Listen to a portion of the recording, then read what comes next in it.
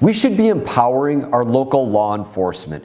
They put on a shield that doesn't protect them. They don their body armor, their pistol on their hip, they get in a patrol car, they move out with their dog, they go out to protect the community. When a call comes in over the radio, they step on the gas and they get there as quick as they can, not actually knowing the full danger that they're going to step into, but doing it on behalf of everybody in our community.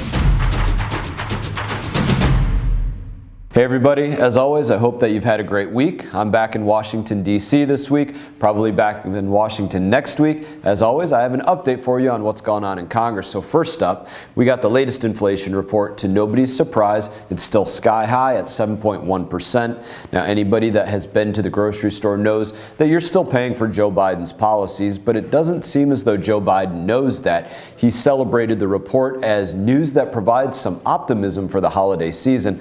I'm not reading it in the exact same way. You look at some of the goods out there, Christmas trees are up about 16%. If you're making Christmas cookies, flour is up 25%. Eggs are up 49%. For folks in northern states, it's costing 18% more to heat their homes. I can tell you what absolutely no one wants for Christmas is to be forced to spend more of their hard-earned money on the basics. And yet Joe Biden continues to tell the American people not to believe their lying eyes and be optimistic. Don't believe what you're seeing, just believe what they tell you. Now that would be easier if Democrats in Washington would actually take steps to bring down inflation, but this week they did the opposite, as we've seen go on for the last year. Instead of reining in spending, they decided to spend more of your money as the year is coming to a close. This week, Congress voted on what's known as a continuing resolution. Now, I've talked about this before.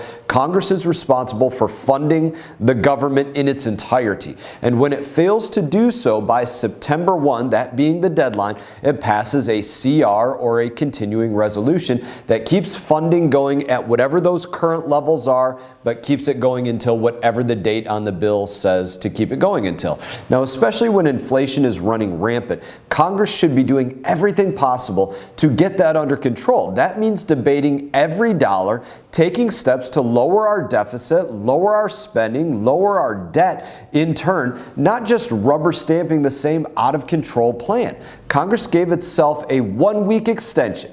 So we'll see what happens in the next 7 days. I did not vote to have that 1-week extension. I think that we should be working over the weekend, all hours, getting that done until the job is done. That's how I came up. You work until the job is done. You don't rest because you're tired or exhausted. You rest because the job is completed. Now, I'm not optimistic, but as always, I'm going to keep you posted on what happens here as things get closer to Christmas Day. People here tend to get a lot more frantic about getting to their holiday vacations. So we'll see when the pressure gets on here what actually happens. Now, finally, on the House floor this week, we voted on a bill called the Law Enforcement De-Escalation Training Act. Now, on its face, providing de-escalation training seems like a good goal, but in actuality, this bill could tie the hands of officers while they're doing their jobs and does not take into account the individual needs of departments in cities across the country. Now, as part of this new grant program,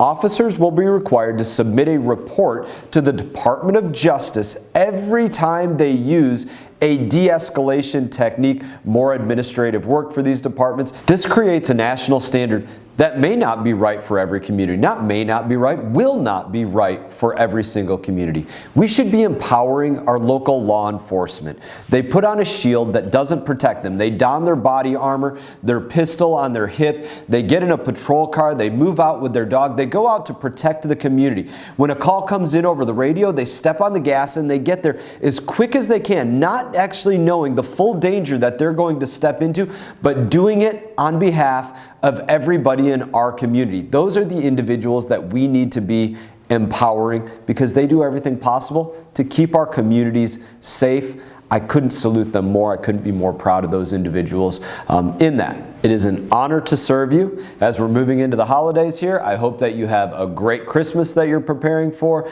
I hope that you have a great Hanukkah. I hope that you have a great time right up till the New Year's, time with your family. I'm hoping that I get some time with my wife, my kids, just spending time with them. It's obviously the greatest joy. It certainly is for me. I could say that's the greatest joy, spending time with my family, and especially this time of year. And I hope that you get the same joy throughout this season for yourselves. And I look forward to seeing you all around. Y'all have a good one. Hey everyone, thank you for watching this video. If you enjoyed the video, please click like and subscribe. I will be back on YouTube with more exclusive content, so stay tuned.